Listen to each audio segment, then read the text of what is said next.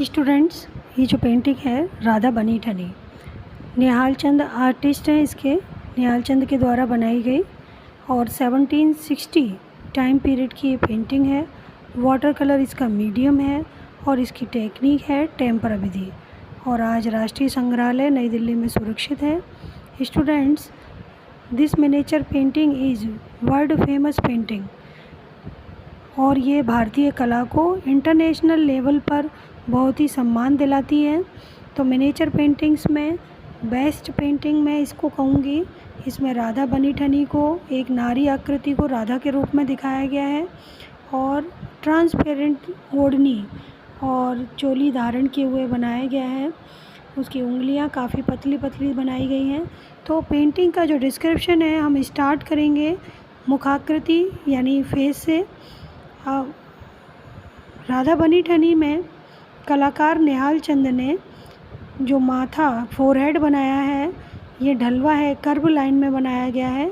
नाक nose pointed है, lips thin है, बहुत ही पतले पतले होंठ बनाए गए हैं और चिन पॉइंटेड बनाई गई है। कर्ली हेयर्स हैं और हेयर में ब्राउन कलर्स का यूज़ किया गया है। आँखें बच्चों आप देख सकते हैं, आईज़ राजस्थानी कला शैली में मछली की आकृति के समान बनाई जाती हैं। तो इसमें आँखों में बहुत अधिक उभार बनाया गया है।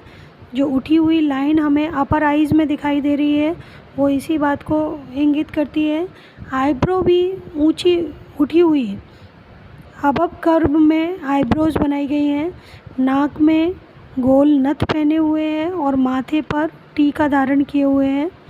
हाईली ऑर्नामेंटेड नारी आकृति को माथे पर जो टीका बनाया गया है वो मोतियों से युक्त है और बीच बीच में बड़ी बारीकी के साथ नक्काशी की गई है। कानों में कुंडल अत्यधिक सुंदर बनाया गया है। गले में मोतियों के हार हैं, हाथों में चूड़ियाँ हैं और ऑरेंज कलर की चोली धारण किए हुए नारी आकृति ने ऑरेंज चोली के साथ ही जो बॉर्डर से युक्त चोली है उसको धारण किया है। कलाकार ने बॉर्डर में भी अत्यधिक बारीकी और कुशलता के साथ कार्य किया है।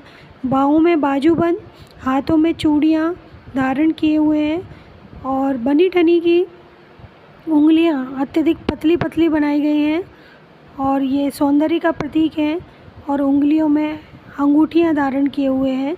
एक हाथ की मुद्रा इस प्रकार है कि उसने हाथों में कमल की 2 कलियां धारण की हुई हैं, जबकि दूसरे हाथ में वो अपनी ओढ़नी की एक किनारा पकड़े हुए हैं। ओढ़नी का बॉर्डर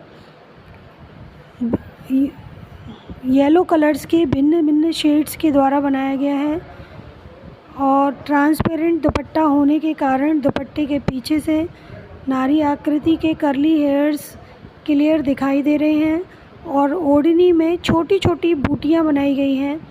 बैकग्राउंड ब्लू कलर्स की गहरी और हल्की रंगतों से बनाया गया है और देखने में अत्यधिक सुंदर है। हाथों में लाली लगाए हुए हैं, हाथों की उंगलियों का अबब पोर्शंस पे रेड कलर किया गया है।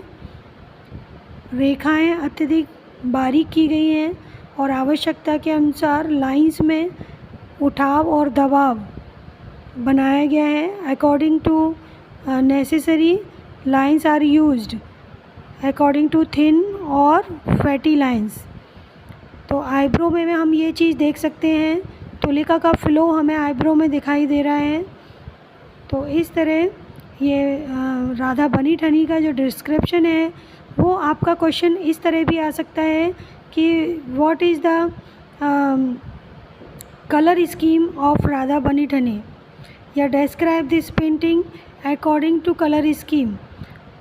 या क्वेश्चन ये भी आ सकता है describe the Radha Bani Thani according to its technique.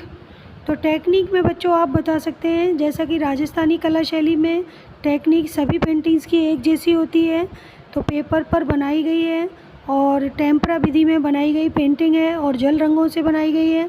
तो जल रंगों में इसमें ऑरेंज, येलो रंग की विभिन्न टोन्स और ब्लू कलर्स की विभिन्न टोन्स, ब्राउन कलर्स की विभिन्न टोन्स का इस्तेमाल किया गया है और टेम्परा विधि में होने के कारण जल रंगों को किसी एक मीडियम में मिलाकर चमकदार बनाया जाता है और पेपर पर उसका यूज़ किया जाता है।